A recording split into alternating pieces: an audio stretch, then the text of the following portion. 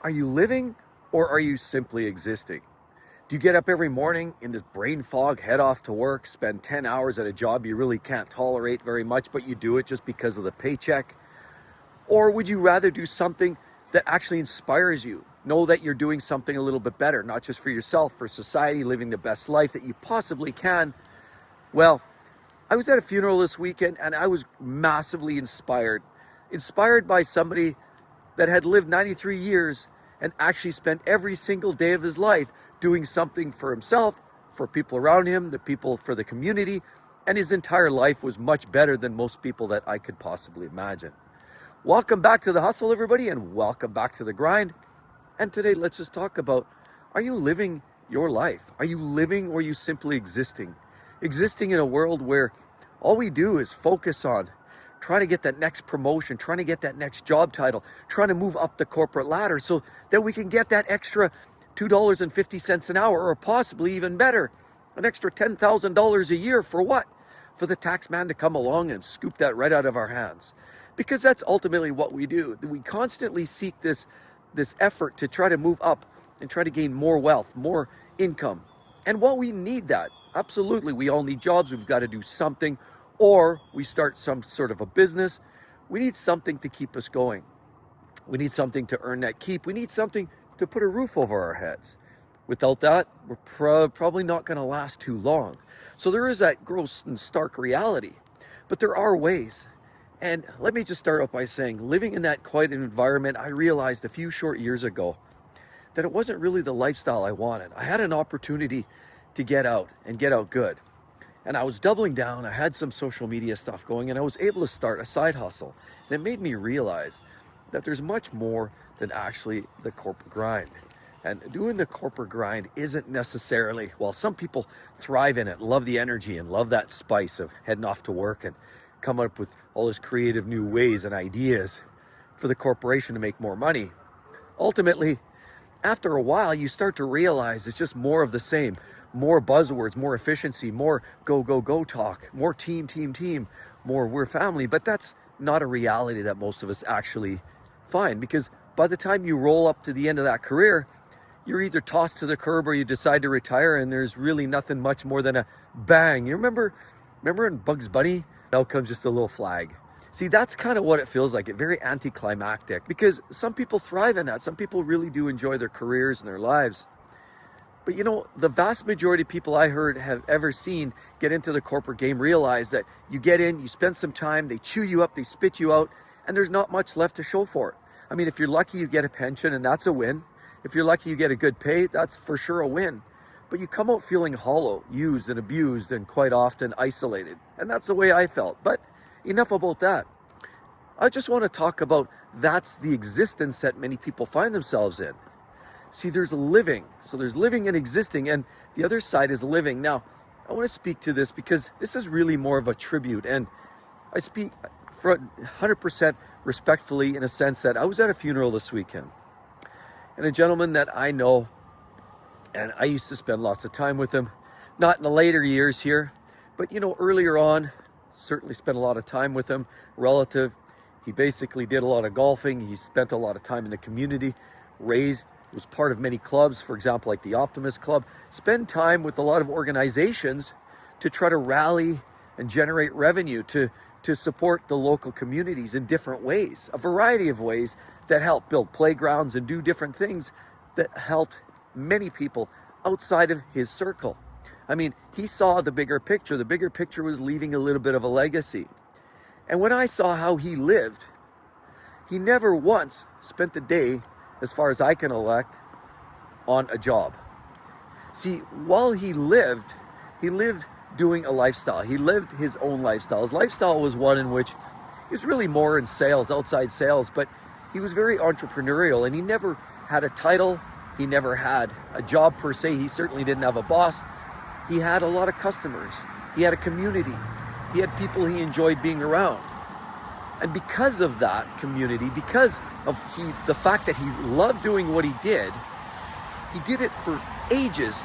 As a matter of fact, so sadly say that he unfortunately let go at 93, a very, very long life, very fruitful, and a life that was filled with all kinds of ups and downs, there is a reality that he lived his life. Again, friends, family, golfing, and doing what he loved doing, selling, dealing with, smaller communities, face to face, that interaction that we quite often miss these days. See, would he have thrived in a community, in an environment like today? Maybe not, because today it's really all about, emails, texts, AI now is taking roles. I mean, everything is disconnected. You want to talk to somebody, call a business and you want to talk to somebody, try to get a name from somebody anymore. And even if you do, the next time you try to call back, you know how hard it is to get a hold of that person. Because these businesses now are built on efficiency. They're built on the premise of moving as much volume through as possible to become more efficient, maximize the income. Sure, well, that's a great business model, is basically minimal cost and maximum throughput. The fact is, you often lose a lot of that human connection, that human touch. And that's something that I saw that he had. He had this community around him, friends and family and people that he enjoyed being around. And I remember spending many, many golf tournaments with him, shooting many a round of golfs, having some good laughs, having some tough, frustrating moments where you miss that 2-foot putt, having those chats and those laughs. But ultimately, he was a go-getter. But he was a go-getter because he knew exactly what he wanted. He wanted to live his life. He didn't want to live for some corporate puppetry. And he never did. Managed instead to work more as an entrepreneur and managed to find his own little gig and his own little niche. Everybody has that opportunity. Sometimes what I realized later on, as a matter of fact, about 15 years ago, about 10 years ago, when I started the YouTube game, I realized that it started out as something fun. And quite often these opportunities are waiting there, but they're knocking on that door. And many people just sort of let them sail by, or are a little skeptical, a little nervous. But when I see how he lived his life to 93, he was selling products, he was doing his career, he was living his best life right up until a couple of years prior to.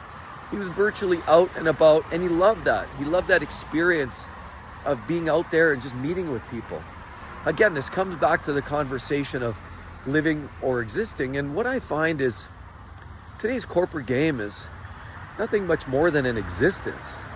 And sure, it pays the bills, but when you look back, you think, okay, I did all of these things, and I think of my career as a whole too, because now being retired myself, sitting here at about 55 years of age, looking back, all the way back to when I kind of started working back when I was about 15 years of age. So I've been kind of on and off working for about 40 years. I think back through this illustrious career and some of the ups and downs, and some of those first jobs, working Dickie D selling ice cream or dropping off flyers, or even possibly getting into carpet cleaning and fast food. And I did a lot of things like that, moved into labor jobs, and then of course ultimately in trade jobs and beyond. Worked some car industry work. I was all over the place. And when they say you change your career, how many times? 10 times in a lifetime? I think that's good. I think it's good even more, because as a matter of fact, the things that actually I think create this sort of when you start to soul search, and these things that create this sense of belonging, this sense of being productive, this sense of you're contributing to society, but even more, you're fulfilling your own needs, wants, and feelings, that you're doing something that actually matters. It's trying many things. It's trying this, trying that. I've tried numerous jobs, and there was great things about each one, and there was things about each one that I didn't love. And see, that's the trick. Moving around, doing different things is what it takes to find your niche, find your space, find that thing. And when you find it, you just know.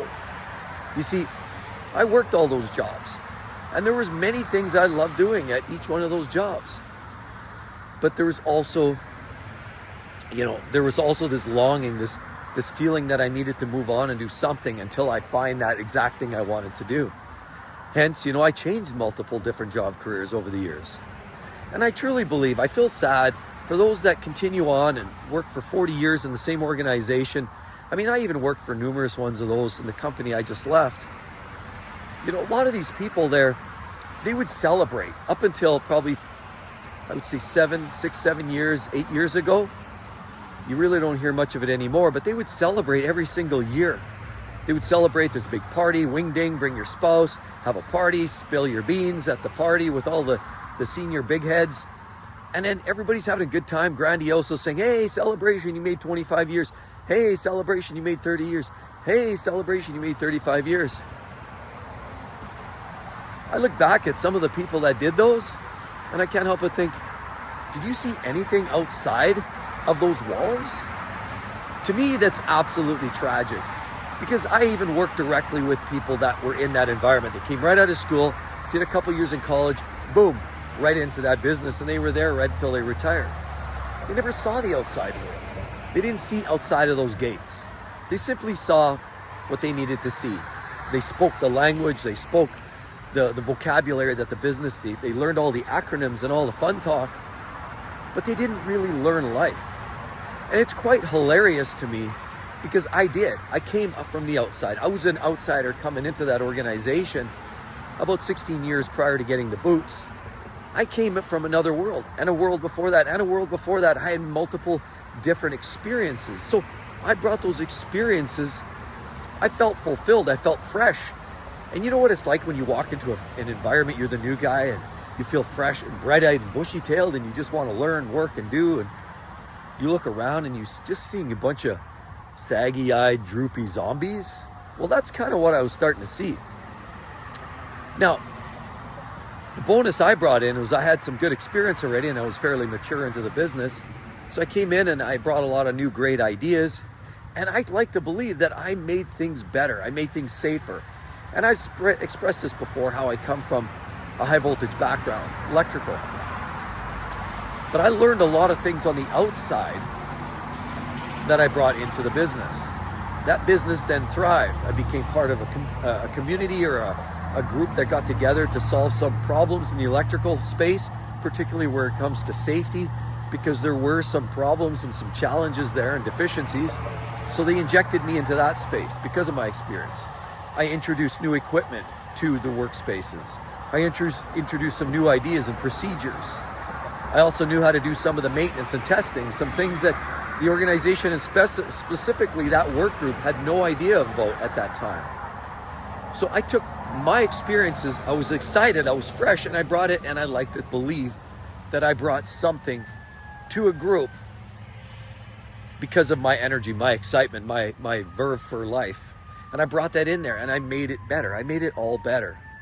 And see, that's where I think, where my relative, who made it to 93, I like to believe he made some of his communities better. He did raise money. He did make some improvements and brought money into places that need it for fundraising, for youth, for parks and playgrounds, and you name it. He did a lot of great things. And it's not just about you, because even for me, coming from the outside, coming into the organization and making all these changes, I could have just zipped it and just shut my eyes and just put her in cruise control and just cruised along. But no, I felt fresh. I felt like I wanted to do something better, just like my relative did. He wanted to do something better for the community, and he did. But a lot of that comes from a space of becoming independent, not necessarily feeling that you're tied in for the long haul. And I never really felt part of that family, if I can say, that community where I just came from. And maybe that's part of the issue. You know, I came in from the outside. I was an outsider with some great new ideas. But because of those ideas, in some ways, many ways, it was positive. In other ways, I saw the alternate side of things. And it didn't always jive. It didn't always coincide with what everybody else was feeling. And so unfortunately, there's pluses and minuses. But I will say this. You know, working in a space that just allows you just to exist rather than live, to me, that's not the way to do that. You've got to actually find your best space, find your jet stream, if you will, your 38,000 feet, enjoy it for a while, but every plane that goes up must come down. So it was my time to come down and try something new. See, the way I see this, and I don't mean to go on a rant and a tangent, but my relative who lived to 93 never had a job. He did what he loved. And when you have a passion and an excitement, that's when it's not a job anymore. It's not a career. It's not, looking for that next opportunity. It's not having a boss or having that signed paycheck. It's chasing the buck. It's almost like the hunt. That's what they say, a lot of times it's more about the hunt. It's even like when you think about buying a car.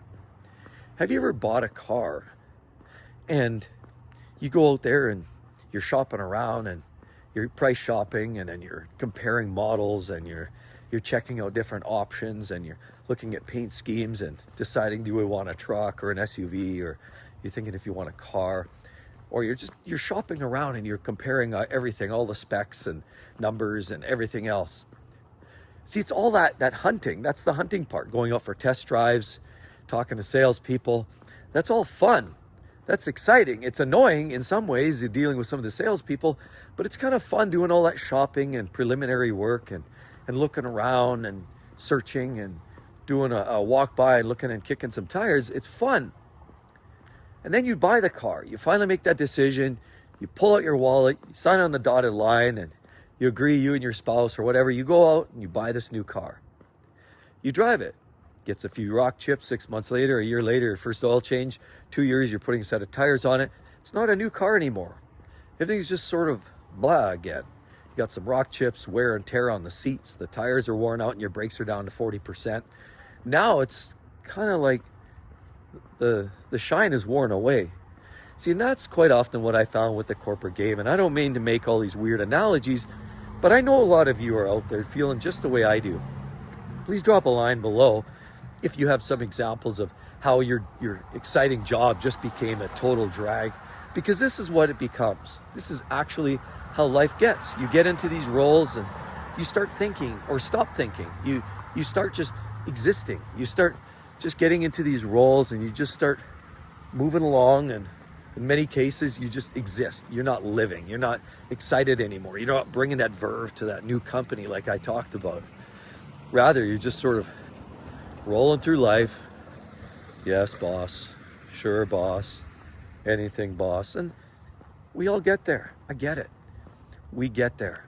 But see, that's where my relative never had that.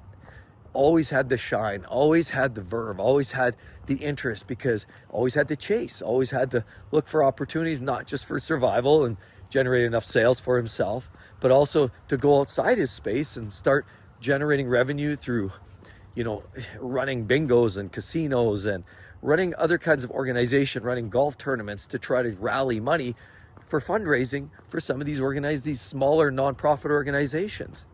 And so doing that fulfilled his life of, leaving that little bit of a legacy, driving by that playground that he had a major part to do with. And I can't help but think, when you do something that you love, when you do something that actually has a benefit rather than making the shareholders the top dividends, when you actually do something that really matters, then it matters. And see, that's how I popped out at the other end. And people have asked me, I actually had a viewer the other day ask me if I didn't get canned, if I didn't get walked out the door, how long would I have done this for? Well, I already, I've mentioned this in previous videos, but I will say this. I was let go late in 53. I was almost turning 54, because it was I was 53 and it was spring. And basically we're talking about, being, I think, the birthday was in June. So I would have been probably in a couple more months. It would have been, I don't know, probably a couple more months I would have been 54. So essentially, let go at 53. 54 was sort of really where it really kicked in. And of course now I'm 55, turned that in June. And so here we are. So I've been unemployed for about a year and a half, or retired, if you will. And I think about that. But it's just one of those things now that I've never looked back, because I've done better things for myself now. I like to believe I've expanded on some of my passions and hobbies. I'm doing things now for my family. And this as loud, on one hand, many could say, well, this is negative. You're unemployed. You lost your job. How long would you have worked for? I've mentioned this to this viewer that had asked me this a couple days ago. I actually would have probably retired anyway, somewhere between 55 and 57. Realistically, 56 was really that strong number, with 55 being kind of on the front end. The reason I say that is because my youngest is turning 18 here this year, or like in the roll of the calendar, so within a few months. And at that point, I'd be rolling in shortly thereafter. I'll be getting 56. So to me, 56 would have been in my opinion, my birthday calendar retirement age, if you will. So 56 would probably been the number. And I was almost 54 when I got the boots. So really only had a couple more years is all I got cut shy. And so I truly believe they did me a favor. They allowed me to expand and learn a little bit more about the things I wanted to do, my side hustle. And it doesn't matter if you're doing YouTube or you want to set up a little ma and pa shop somewhere. Whatever it is, you do you. All I'm going to say is the things that I learned were look after your health, look after your finances. That's something you become certainly infinitely more aware of once you're not working for a full-time operation like where I came from. It does become a little bit more focused. But at the end of the day, instead of just existing, I decided it's time to start living. People have asked me, why aren't you going back to another job? You have all these skills. I could do some independent. I mean, that's not something out of the question. I could certainly set up some sort of small contracting and do sort of, do more of on a contract basis. But at the end of the day, there's no way I'm going back to a 9-to-5 hustle and grind type of environment. I mean, that just really saps the soul out of me. To me, that's nothing more than existing, because all you do is get up in the morning, head to work, spend that 8 to 10 hours, head home, wash up, have a quick dinner, send the young ones to bed. In this case, they're a little older now, and then rinse, lather, repeat. I'm just not interested in that anymore. Nope, I've seen the other side, I've seen the light, and to my relative, definitely an inspiration. The fact that he lived to 93, he worked almost virtually 100% on his own, independently, just selling and becoming, community sponsor for many different improvements and enhancements. That was an inspiration to me, and one which again reinforces why I retired early. Anyway, I'd love to hear your thoughts down below, but importantly, don't forget to share, like, and subscribe to the channel, everybody. We'll see you all real soon. Bye-bye.